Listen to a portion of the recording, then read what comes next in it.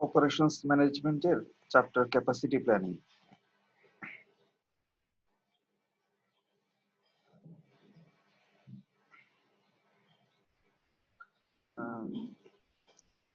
যখন আমরা যে কোনো একটা অর্গানাইজেশন দেই, সেটা গার্মেন্টস ফ্যাক্টরি হতে পারে, টেক্সটাইল ফ্যাক্টরি হতে পারে, অন্য যে কোনো ফ্যাক্টরি হতে পারে, বা আরো স্মল স্কেলে যদি বলি ফ্যামিলির ভিতরেও ডিফারেন্ট, ধরো কোনো একটা প্রোডাক্ট পারচেস করা হবে, তখন এই জিনিসগুলা, এই কোশ্চেন গুলো আমাদের মাথার মধ্যে আসে। What kind of capacity needed, মানে আমি কি পারচেস করতে চাচ্ছি বা কোন ব্র্যান্ডের করতে চাচ্ছি।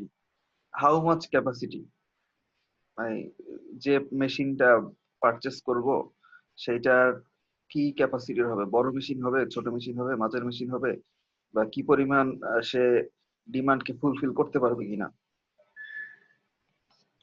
তো এখন কোন একটা মেশিনারিজ বা ক্যাপাসিটি পারচেস করলে আবার এরপরে কখন এই যেটা পারচেস করলাম সেটা দিয়ে আর কাজ চালাইতে পারবো না, আরো বেশি ক্যাপাসিটির মেশিন লাগবে। সিমিলার ভাবে ওই ক্যাপাসিটিটা কোথায় বসানো হবে। ফ্যাসিলিটি বলতে একটা বিল্ডিং এর কথা যদি বলে, একটা বিল্ডিং এর কোথায় বসানো হবে। একটা বাসার কথা যদি বলি, বাসার ভিতরে কোথায় ওই মেশিনটা বসবে বা কোথায় ওই ফার্নিচারটা বসবে। How facilities should be arranged, different types of, যদি ছোট বড় ডিফারেন্ট মেশিনস থাকে, তাহলে কোথায় কোন মেশিনটা বসবে ফ্যাসিলিটির মধ্যে বা একটা জায়গার মধ্যে, লেআউট কিরকম হবে। এই সব কিছুই হচ্ছে ফ্যাসিলিটি প্ল্যানিং এর বা ক্যাপাসিটি প্ল্যানিং এর different types of concerns.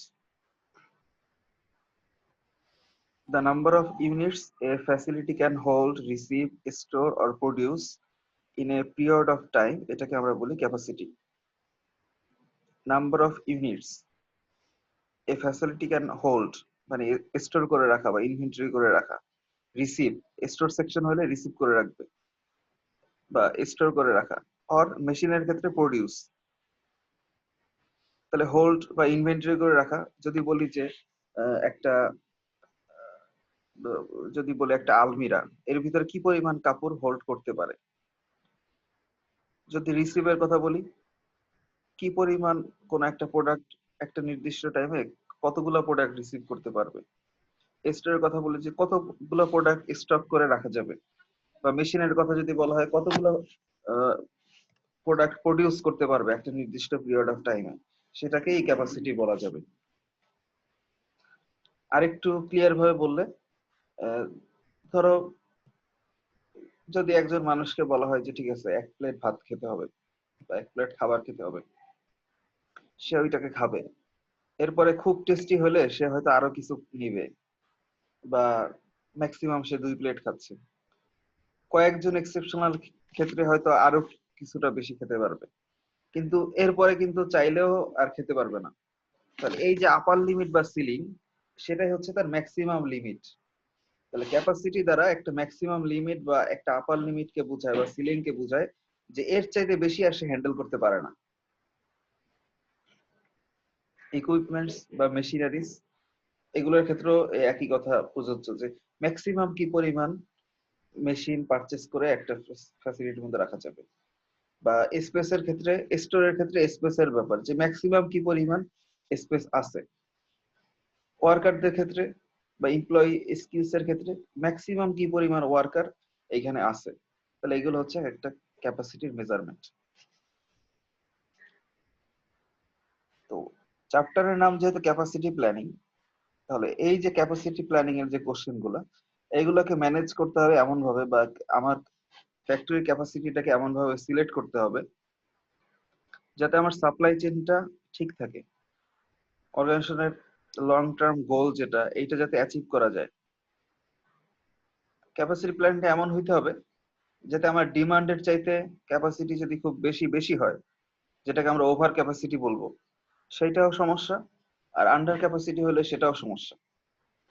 Over capacity হলে কি সমস্যা, যে অপারেটিং কস্ট ইনক্রিজ করবে। সাপোজ কোন একটা হসপিটাল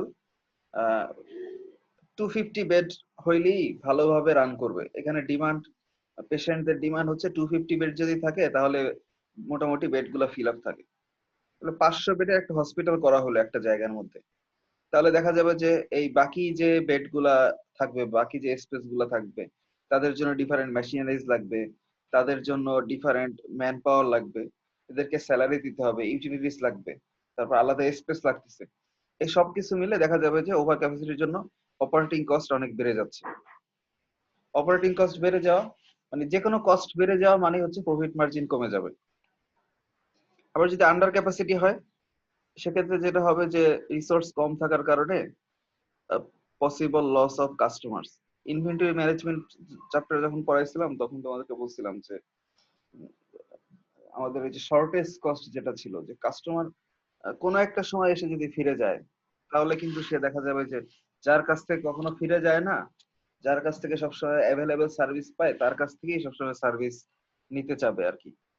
তো আন্ডার ক্যাপাসিটি থাকলে এরকম একটা সমস্যা থাকবে যে স্ট্রেইন রিসোর্স থাকার কারণে দেখা যাবে যে সব কাস্টমারকে হ্যান্ডেল করা যাচ্ছে না সব সময়।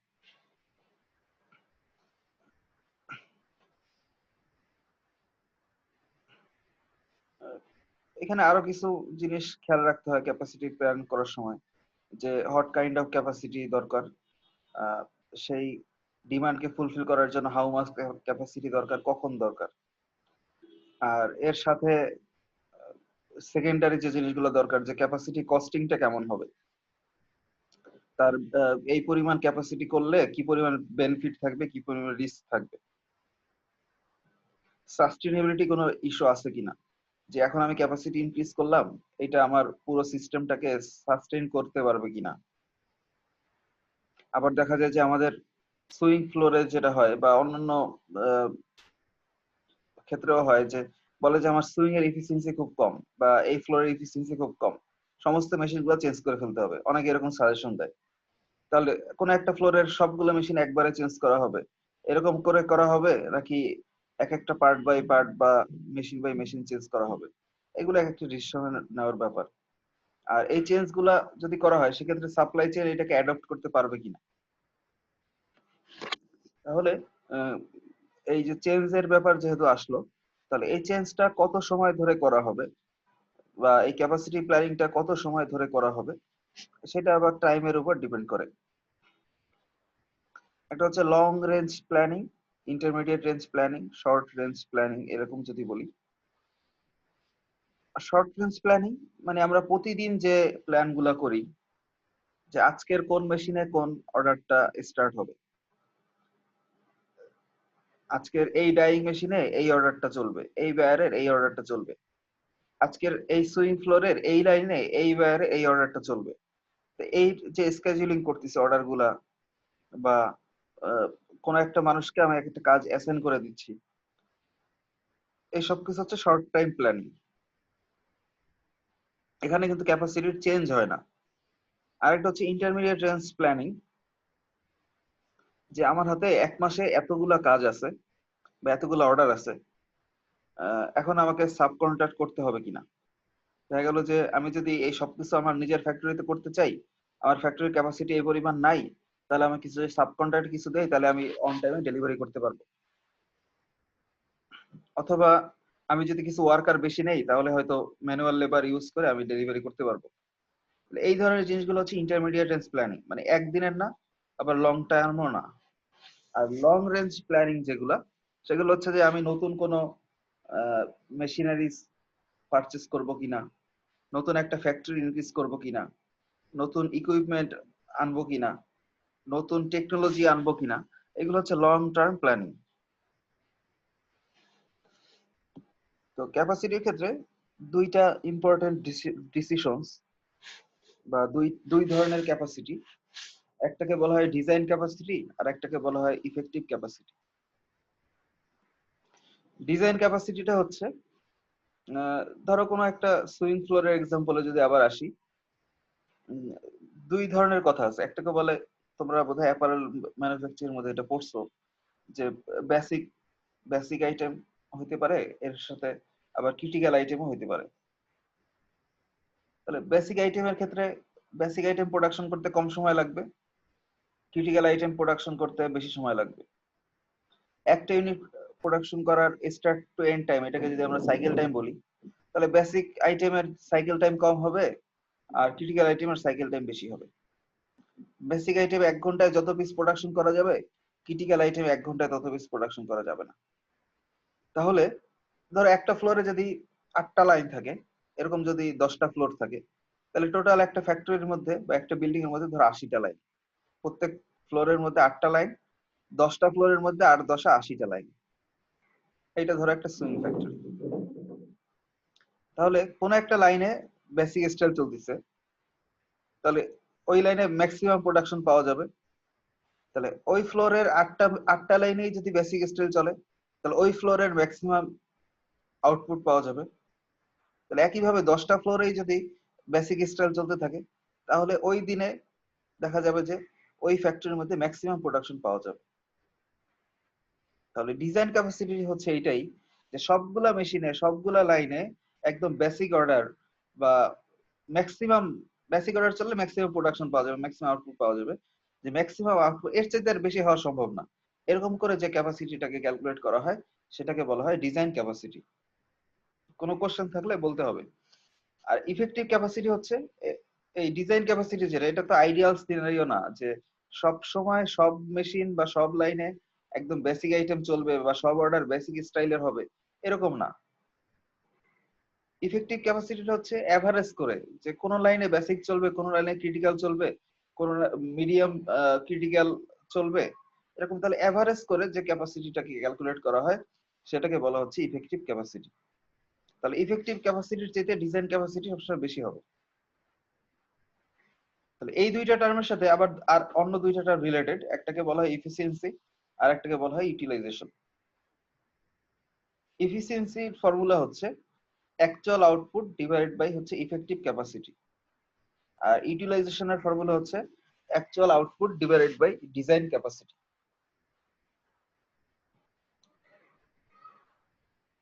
দেখো দুইটার ক্ষেত্রে উপরের টার্মটা সেম, অ্যাকচুয়াল আউটপুট।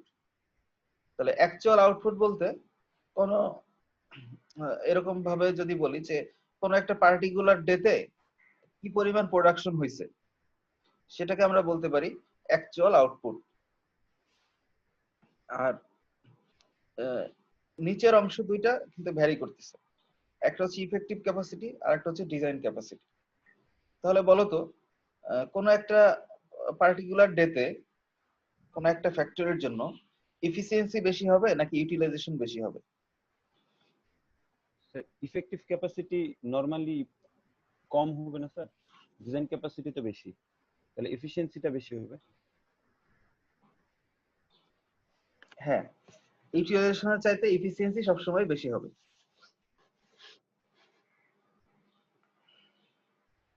তো এটা একটা বেসিক এক্সাম্পল ম্যাথ আর কি। দেখো ডিজাইন ক্যাপাসিটি হচ্ছে 50 ট্রাক, ইফেক্টিভ ক্যাপাসিটি হচ্ছে 40 ট্রাকস, অ্যাকচুয়াল আউটপুট হচ্ছে 36 ইউনিট বা 36 ট্রাকস। তাহলে এফিসিয়েন্সি যদি বলি, তাহলে actual output by effective capacity, তাহলে 36 ডিভাইডেড বাই 40 90%, আর ইউটিলাইজেশন হচ্ছে 72%।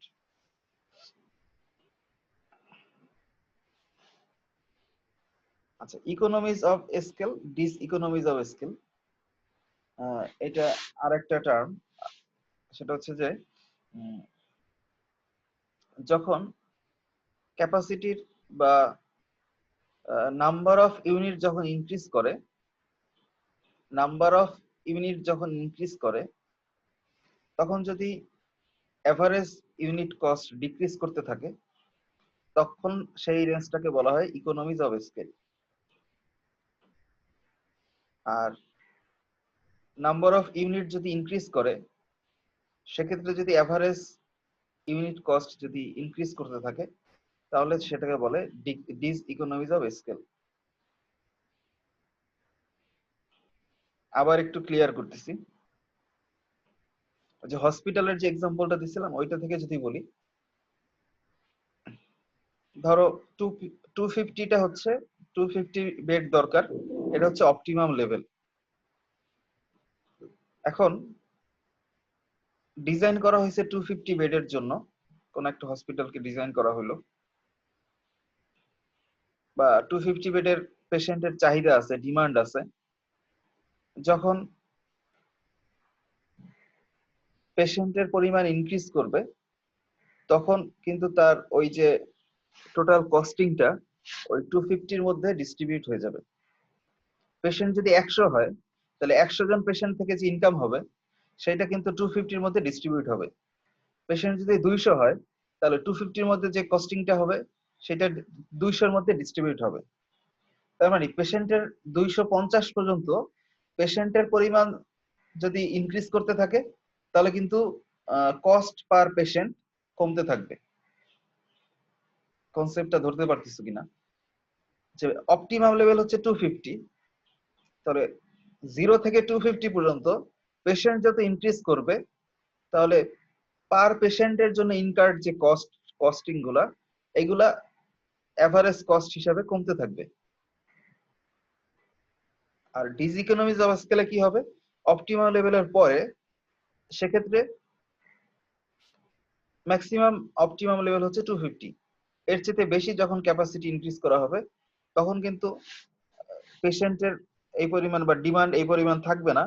এই কারণে প্রত্যেক ইউনিট ক্যাপাসিটি ইনক্রিজ করার ফলে কস্ট পার ইউনিটে এভারেজ কস্ট কমবে না, বরং পার ইউনিটে এভারেজ কস্ট আরো বেড়ে যাবে। এভাবে যদি দেখি, দেখো বেস্ট অপারেটিং লেভেল হচ্ছে 500, তাহলে 250 বা 0 থেকে 250 বা 250 থেকে 500, এই লেভেলটাকে আমরা বলতেছি ইকোনমিজ অফ স্কেল। তার মানে হচ্ছে প্রত্যেক ইউনিটের ক্যাপাসিটি ইনক্রিজ করতে থাকলে এভারেজ কস্ট কমতে থাকে। এরপরে 500 এর পর থেকে আবার যখন ক্যাপাসিটি ইনক্রিজ করা হচ্ছে 1000 এর দিকে, আস্তে আস্তে এভারেজ কস্ট আবার বাড়তে থাকে। তাহলে এই যে মিনিমাম যে পয়েন্ট যেখানে কস্টিং সবচেয়ে কম হবে, সেটাকেই বলা হচ্ছে বেস্ট অপারেটিং লেভেল অথবা optimum operating level. Optimum operating লেভেলের আগে থাকে economies of scale, optimum operating লেভেলের পরে থাকে ডিস ইকোনমিজ অফ স্কেল। এখানে কিছু অ্যাডভান্টেজ এর কথা বলা আছে, ডিস ইকোনমিজ অফ স্কেলের কিছু ডিসঅ্যাডভান্টেজ এর কথা বলা আছে।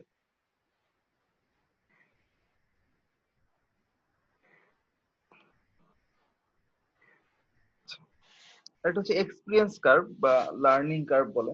সুইং এর ক্ষেত্রে, সুইং মেশিনের ক্ষেত্রে এটা টার্গেট দেওয়ার ক্ষেত্রে এই জিনিসগুলোকে কনসিডার করা হয়। এটা হচ্ছে যে আহ, নতুন কোন একটা অর্ডার যখন স্টার্ট করা হয় কোন একটা লাইনে বা কোন একটা মেশিনে, তখন দেখা যায় যে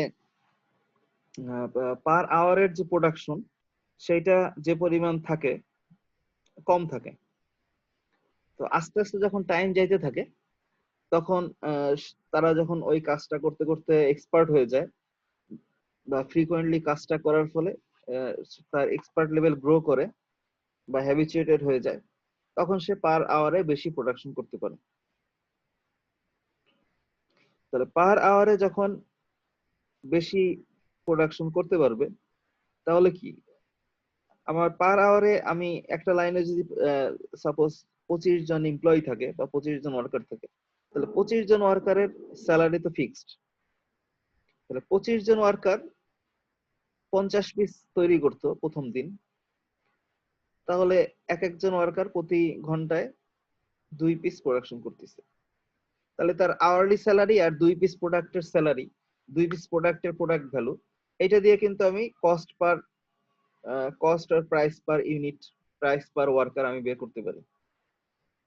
তাহলে কস্ট বা প্রাইস পার ইউনিট এইটা প্রথম দিন যেটা থাকবে বা তার চাইতে তার পরের দিন কমে আসবে, তারপরের দিন আরো কমে আসবে, কারণ তারা ইউনিট বেশি প্রোডাকশন করতেছে। এই কারণে এক্সপিরিয়েন্স কার্ভটা কস্ট পার ইউনিটের সাথে বা কস্ট পার ইউনিট প্রতিদিন মানে লার্নিং কার্ভের সাথে কমতে থাকে। এটা কি আহ, যতদিন যাবে ততই কমতে থাকবে এরকম না, বরং একটা নির্দিষ্ট স্টেজে যায় ওইটা স্ট্রেট লাইন হয়ে যায় আর কি, চাইলেও তখন আর কমে না, ম্যাক্সিমাম একটা এফিসিয়েন্সিতে পৌঁছায় যায়।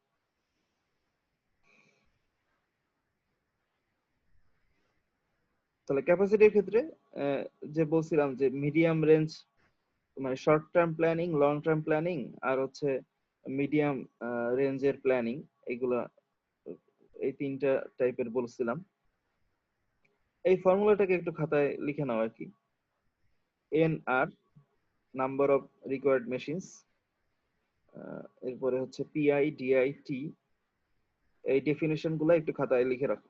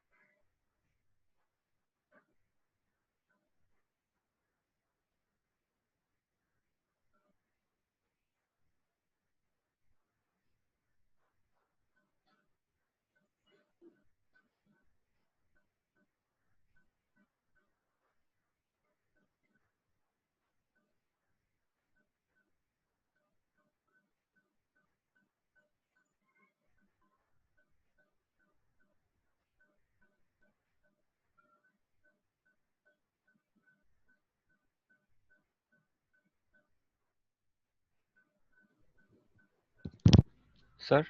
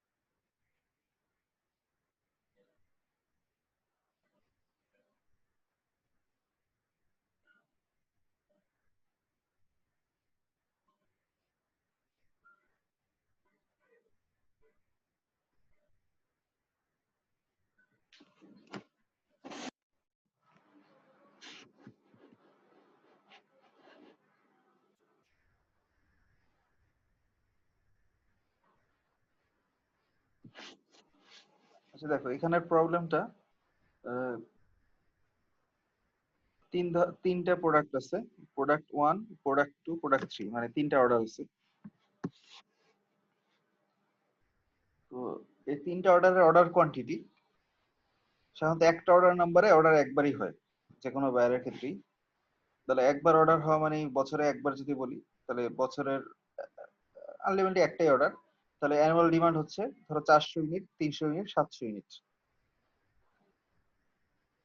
এখন টোটাল ওই অর্ডারটা প্রসেসিং করার জন্য বা একটা পিসকে প্রসেসিং করার জন্য পার ইউনিটের প্রসেসিং টাইম হচ্ছে 5 আওয়ার্স। পার ইউনিটের প্রসেসিং টাইম হচ্ছে 5 আওয়ার্স। তাহলে টোটাল প্রসেসিং টাইম কত হবে? এক ইউনিটের হচ্ছে 5, তাহলে 400 ইউনিটের হচ্ছে 2000 আওয়ার্স। সিমিলার ভাবে অর্ডার 2 এর জন্য এক ইউনিটের প্রসেসিং টাইম হচ্ছে 8 আওয়ার্স।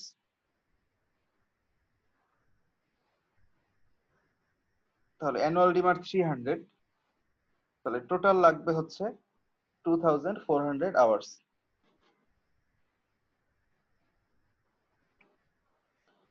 অর্ডার 3 এর জন্য অ্যানুয়াল ডিমান্ড হচ্ছে 700, স্ট্যান্ডার্ড প্রসেসিং টাইম হচ্ছে 2 আওয়ার্স।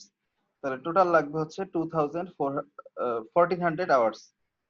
টোটাল তিনটাকে যদি অ্যাড করা হয় 5800 ঘন্টা। তাহলে ওই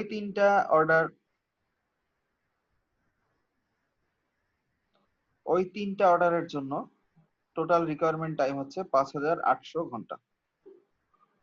এখন অ্যাভেলেবেল কত আওয়ার আছে এটা যদি দেখি, if the department works on 8-hour shift 250 days a year, suppose ধরো এটা একটা মেশিনের কথা বলা হয়েছে, একটা মেশিনের স্ট্যান্ডার্ডে যে 250 ডেজ বছরে চলবে আর হচ্ছে 8-hour শিফট। তাহলে অ্যাভেলেবেল হচ্ছে 250 ইন্টু 8 আওয়ার, তাহলে এত ঘন্টা হচ্ছে অ্যাভেলেবেল আওয়ার্স। তাহলে ফর্মুলা অনুযায়ী ছিল দেখো, PI into DI, processing time into demand, এর summation. Processing time into demand তার সামেশন। তাহলে প্রসেসিং টাইম, এই যে এই ভ্যালুটা ছিল প্রসেসিং টাইম, এইটা ছিল ডিমান্ড, তাহলে এইটা হচ্ছে ডিআই ইন্টু পিআই। এই তিনটাকে অ্যাড করলে এইটা হচ্ছে তাহলে সামেশন। 5800 এটা হচ্ছে সামেশন। ফর্মুলা ছিল T, processing processing time available during the planning horizon. তাহলে 250 days into 8 hours on 8 hour shift, তাহলে অ্যাভেলেবল হচ্ছে 250 ইন্টু 8, তাহলে 5800 ডিভাইডেড বাই 250 ইন্টু 8, তাহলে 2.9 মেশিনস আমার লাগবে। তার মানে ওই তিনটা অর্ডারকে হ্যান্ডেল করার জন্য আমাকে 2.9, মানে এটাকে সবসময় আপার রাউন্ড আপ করতে হবে, 2.1 আসলো এটাকে পরের রাউন্ড আপে যাইতে হবে। তাহলে 2.9 মানে 3 মেশিনস লাগবে ওই তিনটা অর্ডারকে হ্যান্ডেল করার জন্য। আমাদেরকে তিনটা মেশিন লাগবে।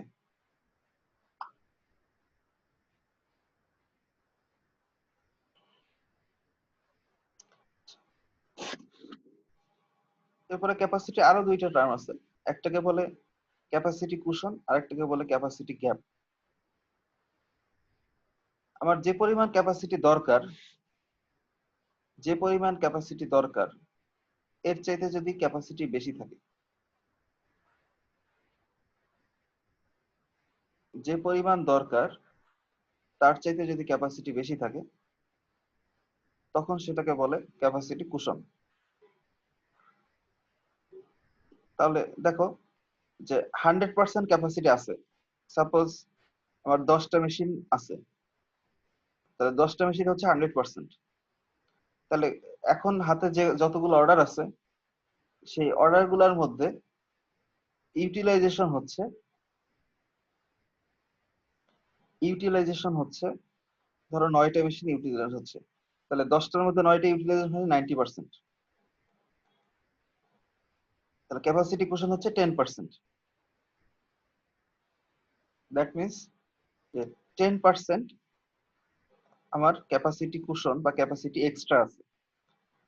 তাহলে ডিমান্ডের চাইতে, মানে আমি আনসার্টেনিটি অফ ডিমান্ডের কারণে আমার যে পরিমাণ ক্যাপাসিটি ইউজ হয় না, সেই পরিমাণ ক্যাপাসিটিকে বলা হয় ক্যাপাসিটি কুশন। আর ক্যাপাসিটি গ্যাপ হচ্ছে তার উল্টা জিনিসটা, যে আমার ফুল 100% ক্যাপাসিটি ইউজ হচ্ছে, ক্যাপাসিটি আরো রিকোয়ার্ড আছে, বাট আমার ক্যাপাসিটি, নিজের ক্যাপাসিটি কম। তাহলে এই যে ডিফারেন্স যতটুকু, সেটাকে বলা হয় ক্যাপাসিটি গ্যাপ। মানে এটার জাস্ট উল্টা জিনিসটা, ইউটিলাইজেশন হচ্ছে 100%, বাট ক্যাপাসিটি আরো বেশি ক্যাপাসিটি রিকোয়ার্ড। তাহলে এই যে গ্যাপটা, সেটাকে বলা হচ্ছে ক্যাপাসিটি গ্যাপ।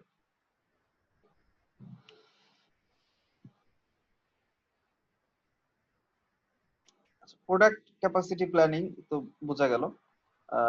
সার্ভিসের ক্যাপাসিটি প্ল্যানিং মানে সার্ভিস অর্গানাইজেশন যেগুলো আছে তাদের ক্ষেত্রেও ক্যাপাসিটি প্ল্যানিং এর ভিতরে কিছু জিনিস কনসিডার করতে হয়,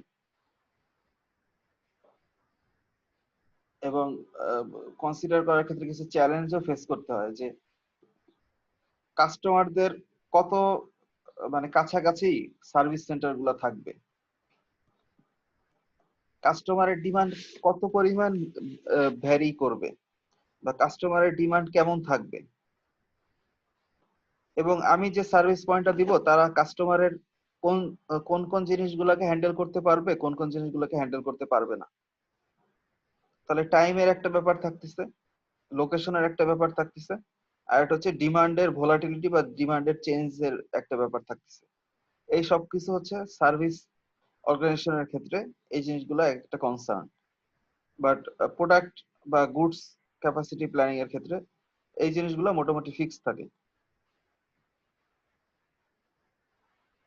আচ্ছা, বেস্ট ক্যাপাসিটি অপারেটিং পয়েন্ট যদি বলি, ইউটিলাইজেশন সাধারণত সার্ভিস সার্ভিস ক্যাপাসিটি ইউটিলাইজেশনের ক্ষেত্রে 70% যদি ক্যাপাসিটি ইউজ হয়, অথবা 70% ক্যাপাসিটি মানে বাকি 30% যদি ক্যাপাসিটি কুশন থাকে, সেক্ষেত্রে বলা যায় মোটামুটি এটা best operating point. From 70 to 100% of service capacity, what do you think happens to service quality? কারো কি আইডিয়া আছে যে ধরো 70 থেকে 100%, মানে 70%, এই এই কথাটা বললাম যে বেস্ট অপারেটিং পয়েন্ট হচ্ছে 70% of the capacity, service capacity পার্সেন্টেজের ক্ষেত্রে যদি 70% টাইম অকুপাইড থাকে, সেক্ষেত্রে দেখা যাবে যে ক্যাপাসিটি ইউটিলাইজেশন যদি 70% অকুপাইড থাকে, সেক্ষেত্রে বেস্ট অপারেটিং পয়েন্ট। এখন 70 থেকে 100% যদি হয়, সেক্ষেত্রে সার্ভিস কোয়ালিটি কি হবে, তোমাদের কি মনে হয়?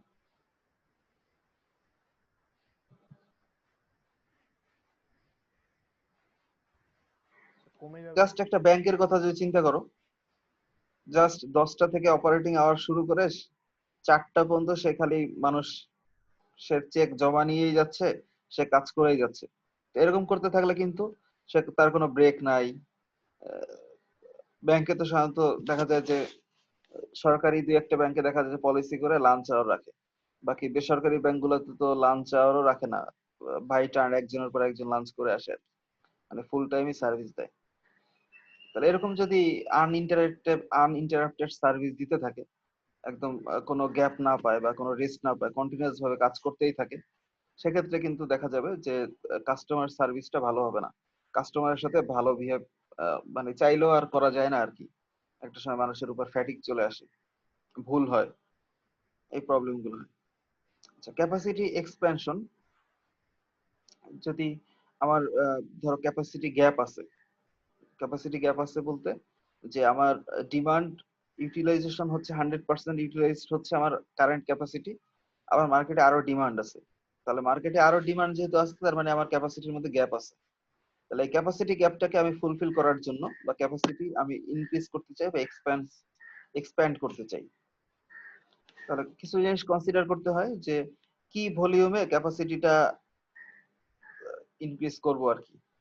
বা এখন মনে হচ্ছে যে ডিমান্ড বেশি আছে, এই ডিমান্ড বেশিটা কি হঠাৎ করে বেশি, নাকি এর সার্টিনিটি আছে, মানে বুল হুইপ ইফেক্টের কারণে এটা বেশি বেশি কিনা, নাকি আসলেই বেড়ে গেছে। বুল হুইপ ইফেক্ট এই ওয়ার্ডটা শুনছো? এটা সাপ্লাই চেনের একটা টার্ম। তোমরা তো এখন 4-1 এ, সাপ্লাই চেইন হচ্ছে 4-2 তে। বুল হুইপ ইফেক্ট কারো জানা আছে?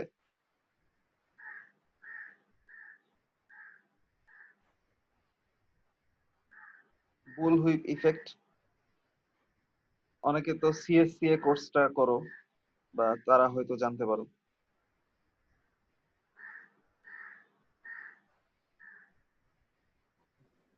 ওরা কেউই নাই ক্লাসে আজকে।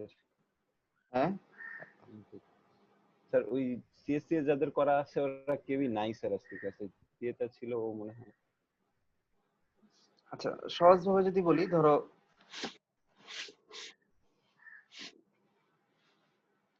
আহ,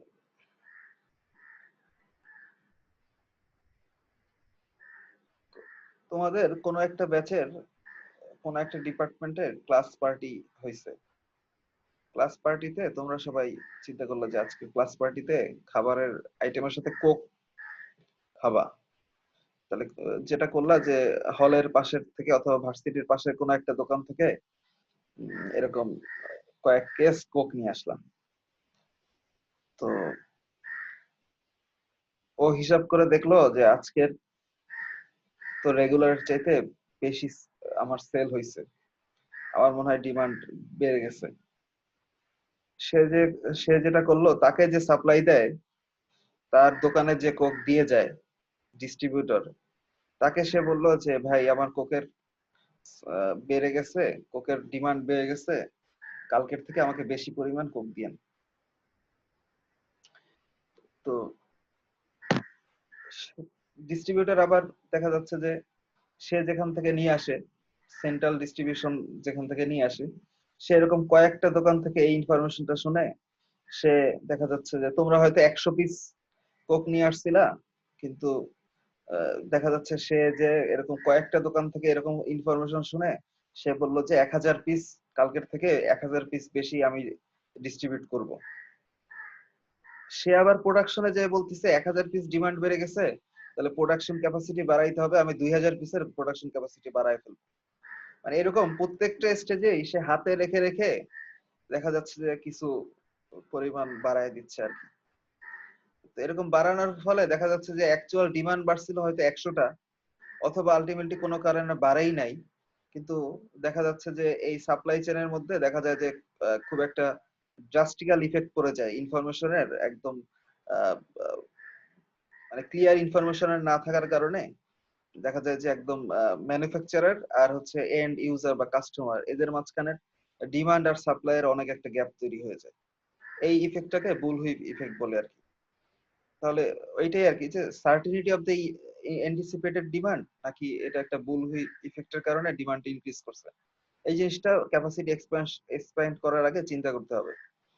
স্ট্র্যাটেজিক অবজেক্টিভ অফ গ্রোথ আর কি, যে আমি এই যে ক্যাপাসিটি ইনক্রিজ করতেছি বা গ্রোথটা হইতেছে, এইটার আমার অবজেক্টিভ কি হবে বা গোল কি থাকবে। তারপর এক্সপেন্স করলে তার কস্টও বেশি থাকবে, মানে কস্টিংও বেশি বেড়ে যাবে, অপারেশন কস্টিংও বেড়ে যাবে, এক্সপেনশন কস্টও বেড়ে যাবে। তাহলে এইটা দিয়ে আমার যে ডিমান্ড সেটাকে ফুলফিল করা যাবে নাকি না, বা ডিমান্ডের পরে আমার প্রফিট থাকবে কিনা, সেগুলোকেও ক্যালকুলেট করতে হবে। ওয়ান স্টেপের এক্সপেনশন যদি হয়, সেক্ষেত্রে আমার কি পরিমাণ প্রফিট আসবে, বা তারপরের স্টেপ হলে কি পরিমাণ প্রফিট আসবে, এরকম প্রত্যেকে স্টেপ বাই স্টেপ ক্যালকুলেট করে অপটিমাম যেখানে হবে সেই পরিমাণ ক্যাপাসিটি ইনক্রিজ করতে হবে। এরপর হচ্ছে যে কত ফ্রিকোয়েন্টলি আমি ক্যাপাসিটি ইনক্রিজ করলে আমার বেনিফিট থাকবে। যেমন যদি বুটেক্স এর কথাই যদি বলে যে বুটেক্স এর জায়গা এই পরিমাণ লিমিটেড, বুটেক্স যদি বলে আজকের বলে যে এই বছর আমি 3 তলা একটা বিল্ডিং করবো, 1-1.5 বছর পরে আবার বলতেছে 3 তলা বিল্ডিং এর পরে আরো আরেকটা বিল্ডিং করবো 5 তলা। তাহলে এরকম প্ল্যান করার চাইতে একবারে যদি বলে আমি 25 তলা করবো, 30 তলা করবো, সেটা তো আরো বেশি প্ল্যান্ড আর কি। যে আমি কতদিন পর পর ক্যাপাসিটি চেঞ্জ করব, নাকি একবারে চেঞ্জ করব, মানে কত ফ্রিকোয়েন্টলি এই প্ল্যান গুলা করব, এগুলো এক একটা ডিসিশন নেওয়ার ব্যাপার আর কি। এটা ডিফারেন্ট টাইপস অফ স্ট্র্যাটেজির কথা এক্সাম্পল দিয়ে বলা হয়েছে, যে capacity leads demand with an incremental expansion. দেখো ওয়াই এক্সিস হচ্ছে ডিমান্ড আর এক্স এক্সিস হচ্ছে টাইম।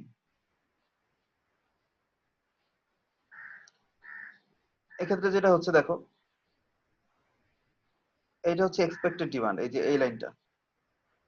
তাহলে এই যে ক্যাপাসিটি কি করা হয়েছে, 1 ইউনিট ইনক্রিজ করা হয়েছে। সাপোজ এখানে ক্যাপাসিটি ইনক্রিজ করা হয়েছে কেন? কারণ হচ্ছে আমি এক্সপেক্ট করছি ডিমান্ড বেড়ে গেছে। তাহলে capacity leads demand with an incremental expansion. প্রথমে ডিমান্ড যা ছিল তার চাইতে আমি ক্যাপাসিটি ইনক্রিজ করলাম 1 ইউনিট। কেন? কারণ আমি এক্সপেক্ট করতেছি ডিমান্ড আমার ইনক্রিজ করবে। এর চাইতে কিন্তু দেখো একটা নির্দিষ্ট টাইমের পরে এই যে ক্যাপাসিটি আছে, এটা যদি বলি ক্যাপাসিটি, এরপরে কিন্তু ক্যাপাসিটি এখানের চাইতে এখানে ক্যাপাসিটি কিন্তু আরো বেশি। তাহলে একটা নির্দিষ্ট টাইম পর পর আমি ক্যাপাসিটি ইনক্রিজ করতেছি, আমি ডিমান্ডের রেসপেক্টে আমি ক্যাপাসিটিকে একটা নির্দিষ্ট টাইম পর পর ইনক্রিজ করতেছি। আর এটা হচ্ছে রাইট সাইডের যে ফিগারটা, capacity leads demand with a one step expansion. মানে এখানে একটা নির্দিষ্ট টাইম পর পর ইনক্রিমেন্ট করতেছে ক্যাপাসিটিটা। আর এটা যেটা হচ্ছে এখানে যেটা ছিল, এখানে যে পরিমাণ ছিল জাস্ট একটা ইউনিট এক্সপ্যান্স করছে বা এক্সপ্যান্ড করছে, তাতে কিন্তু ডিমান্ড আগের মতোই ছিল, জাস্ট অন স্টেপ এক্সপ্যানশন হচ্ছে। আর থার্ড যে ফিগারটা, capacity lags demand with an incremental expansion.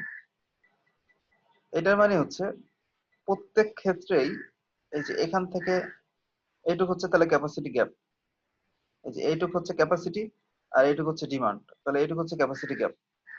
তাহলে আবার এইটুক হচ্ছে ক্যাপাসিটি গ্যাপ, এখান থেকে এইটুক হচ্ছে ক্যাপাসিটি গ্যাপ, এখান থেকে এইটুক হচ্ছে ক্যাপাসিটি গ্যাপ। তাহলে প্রতিবারই ডিমান্ড ডিমান্ডও ইনক্রিজ করতেছে, ক্যাপাসিটিও ইনক্রিজ করতেছে। তাহলে কিন্তু এই যে ক্যাপাসিটি গ্যাপ বা ক্যাপাসিটি ল্যাগ যেটা, এইটার যে একটা রেশিওতে ক্যাপাসিটি গ্যাপটা বা ক্যাপাসিটি ল্যাগসটা ইনক্রিজ করতেছে। আর ফোর্থ যে ফিগারটা, এইটা হচ্ছে যে আবার এভারেজ ভাবে আর কি, যে এই দেখো এখানকার যতটুকু ল্যাগ ছিল তার সাথে এই ল্যাগটা বেশি, এরপর এই ল্যাগটা আরো বেশি, এই ল্যাগটা আরো বেশি। কিন্তু এই ফিগারে আবার তা না, মোটামুটি ল্যাগটা মোটামুটি একটু সিমিলার ভাবে রেখে, সিমিলার কাছাকাছি রেখে, যে attempts to have an average capacity with an incremental expansion। ক্যাপাসিটিটা ইনক্রিজ করা হবে, ল্যাগটাও মোটামুটি একটা এভারেজ একটা ল্যাগ রেখে ক্যাপাসিটিটাকে ইনক্রিজ করা হবে।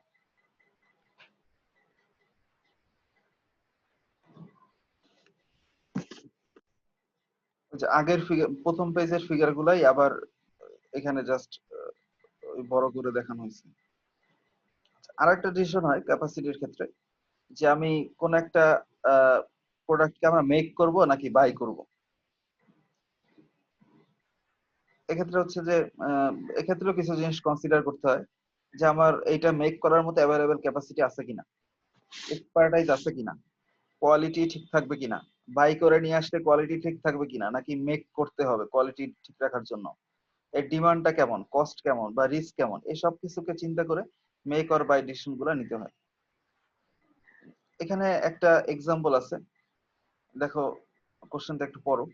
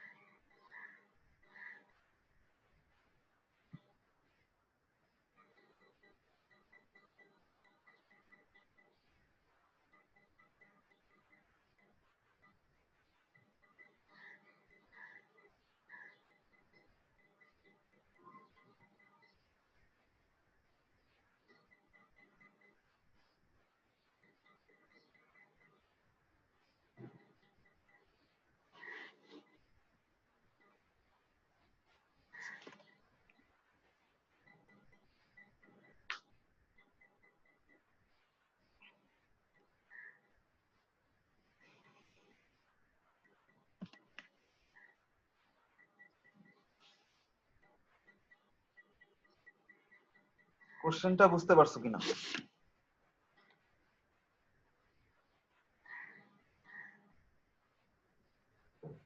Sir, is annual lease cost of 150,000.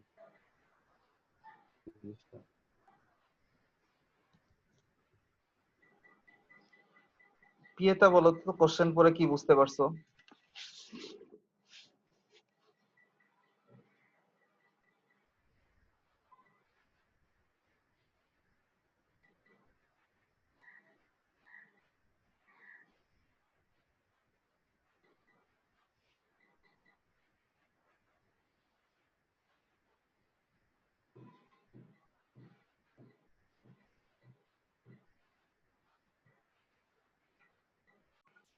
হ্যাঁ পিয়েতা বলো। এর সাথে আগের কোনো কিছু রিলেশন নাই। পিয়েতা স্যার উনি কোশ্চেন পরে বলছিলেন যা যে বুঝতে স্যার পারছো আমি সেটাই বলো।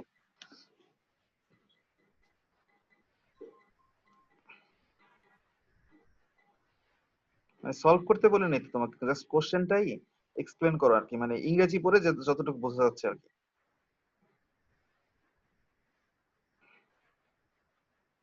আচ্ছা, উম,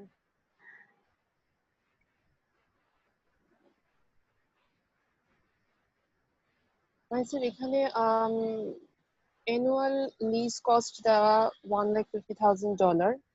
তো এখানে কস্ট এন্ড ভলিউম এস্টিমেটস দেওয়া আছে যে ভ্যারিয়েবল কস্ট এক্ষেত্রে পার ইউনিটে তাদের বানাতে হচ্ছে, মানে মেকিং কস্ট হলো $60 আর বাইং হচ্ছে $80 আর অ্যানুয়াল ভলিউম পার ইউনিট হচ্ছে এক্ষেত্রে মেক হবে 12,000 আর বাইও 12,000।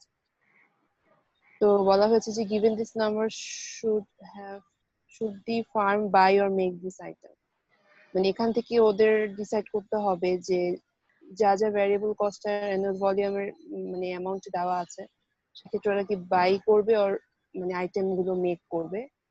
আর একটা হচ্ছে যে এই ভলিউমটা ইন ফিউচার চেঞ্জ হওয়ার কোনো পসিবিলিটি আছে কিনা। এক্ষেত্রে ম্যানেজারও কি সেক্ষেত্রে মানে সে মেকিং ওর বাইং এ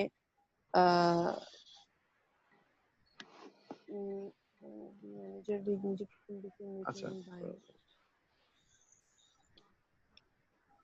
এরকমই আর কি এই ব্যাপার। পোর্শনটা স্যার বুঝতে পারি নাই স্যার।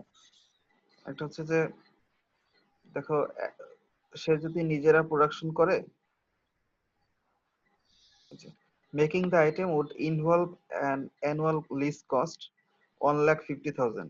এটা কিন্তু মেক করলে লাগবে, বাই করলে কিন্তু এটা লাগবে না। মেক করলে সে যেটা করবে, এই যে buy a certainly used a production of vending machine, এই যে এই ভেন্ডিং মেশিনের জন্য সে যদি মানে নিজেরা মেক করতে চায়, সেক্ষেত্রে তার যে মেশিন লাগবে সেই মেশিনারিজটা লিজ নেওয়ার জন্য $1,50,000 লাগবে, যেটা কিন্তু বাই করার জন্য লাগবে না। তাহলে আমরা টোটাল কস্টের ফর্মুলা যদি বলি, টোটাল কস্ট হচ্ছে fixed cost plus variable cost. Plus variable cost. জি স্যার। তাহলে টোটাল কস্ট মেকিং এর জন্য ফিক্সড কস্ট হচ্ছে 1.5 লাখ লাগবে, আর মেকিং এর জন্য এক ইউনিটের জন্য ভেরিয়েবল কস্ট ভেরিয়েবল কস্ট হচ্ছে 60, 12,000 ইউনিটের জন্য ভেরিয়েবল কস্ট হচ্ছে 60 ইন্টু 12,000। 16 to 12,000। আর বাইং এর ক্ষেত্রে যেটা হবে, টোটাল কস্ট বাইং এর ক্ষেত্রে মেশিন তো আর কিনতে হবে না, জাস্ট পারচেজ করে নিয়ে আসবে। তাহলে ভেরিয়েবল কস্ট এক ইউনিটের জন্য 80, 12,000 ইউনিটের জন্য। তাহলে এই দুইটা কস্টের মধ্যে যে কস্টিংটা কম হবে সে সেই ডিসিশনটা নিবে যে মেক করবে না বাই করবে। মেক করবে নাকি বাই। তাহলে সোহান ক্যালকুলেটর ইউজ করে বলো যে মেক করতে হবে নাকি বাই করবে।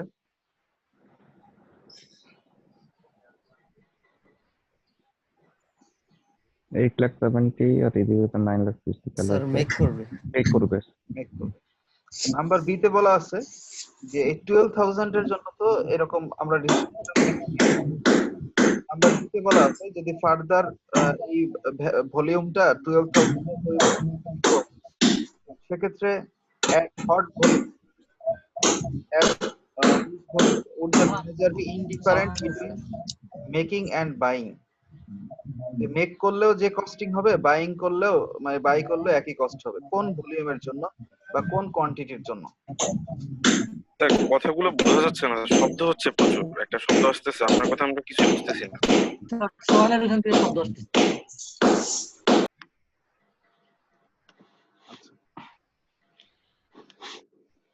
নাম্বার বি তে বলা আছে যে এই 12,000 ইউনিটটা যদি ইন ফিউচারে চেঞ্জ হয়, সেক্ষেত্রে কোন কোয়ান্টিটির জন্য এই মেকিং এর কস্ট আর বাইং এর কস্টে ইনডিফারেন্ট হবে।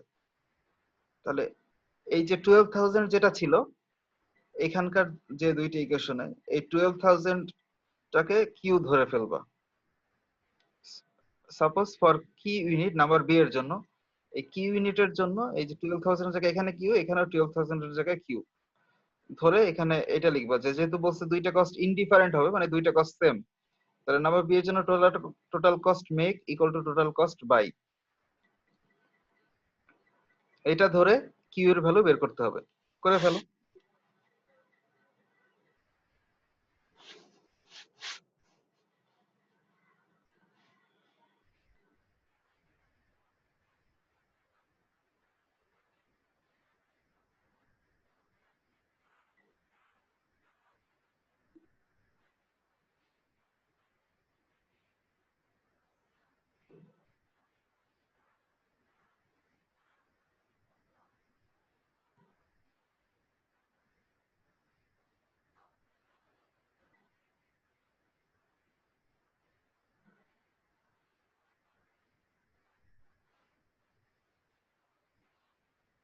সাত হাজার পাঁচশো স্যার। স্যার 7,500। তাহলে 7,500 ইউনিটের জন্য মেকিং এর কস্ট আর বাইং এর কস্টটা সেম, তাহলে তখন মেক করলেও যে কথা, বাই করলেও সেই কথা।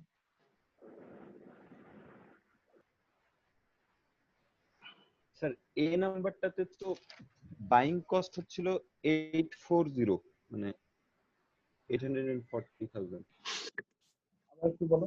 আর স্যার এই যে এ নাম্বার কোশ্চেনটা স্যার হ্যাঁ 80 ইনটু এই যে 12,000, 80 ইনটু 12,000। হ্যাঁ আর স্যার যেটা মেকের জন্য হচ্ছে 150,000 প্লাস 60 ইনটু 12,000। হ্যাঁ স্যার মেক করতে তো স্যার 870,000 টাকা লাগবে, তাহলে মানে ডলার লাগবে টোটাল 8,70,000 টাকা লাগবে। 8 লাখ। জি স্যার। আর বাই করলে তো তাহলে কম লাগবে স্যার। বাই করলে 9,20,000 টাকা, 9,60,000 টাকা লাগবে। 8 বারং 96। জি স্যার। দ্বিতীয়টাই মান বিশ্বাস।